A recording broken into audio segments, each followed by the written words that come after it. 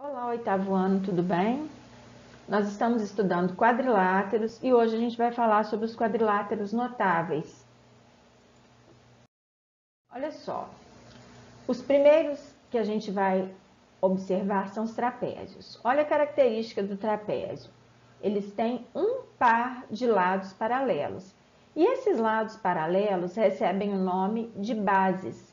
Então, o lado maior é a base maior e o menor, base menor. Tá bem? Agora, quando o trapézio tem dois lados iguais, a gente tem a base maior e a base menor. E quando os lados não paralelos são iguais, ele recebe o nome de trapézio isósceles.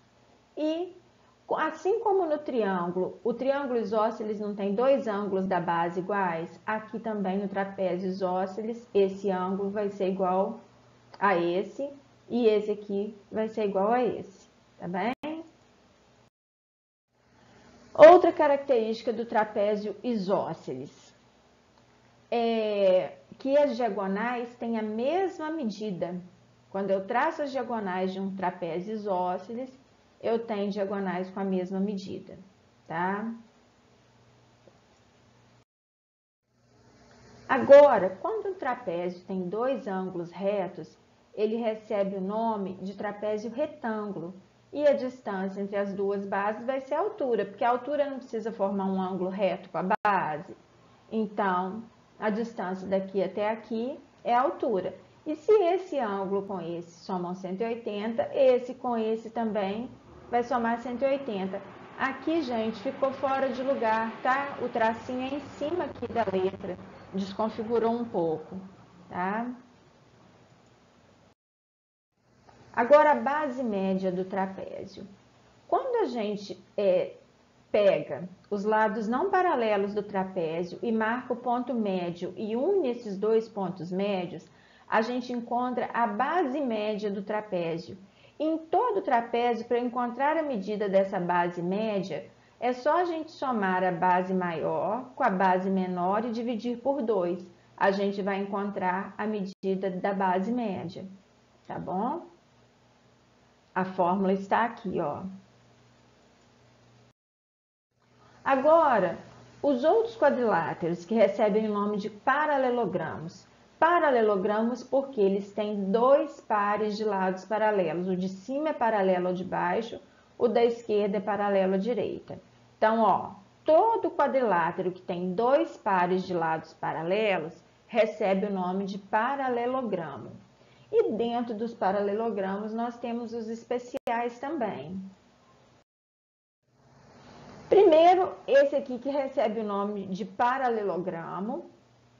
E num paralelogramo, os ângulos consecutivos somam 180. Então, esse mais esse dá 180, esse com esse dá 180, esse com esse. Então, sempre que eu somo ângulos vizinhos, eles são suplementares, ou seja, somam 180 graus. E os ângulos opostos têm a mesma medida. Esse é igual a esse e esse é igual a esse. Agora, outra propriedade de um paralelogramo. Quando nós traçamos a diagonal de um paralelogramo, nós encontramos dois triângulos congruentes. Esse triângulo e esse, eles se sobrepõem, tá bom?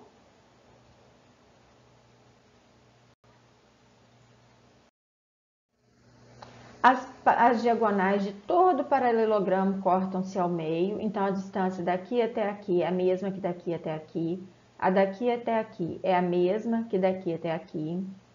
Então, isso serve para todo paralelogramo, tanto quadrado, retângulo, losango, todos são paralelogramos, então as diagonais se cortam ao meio.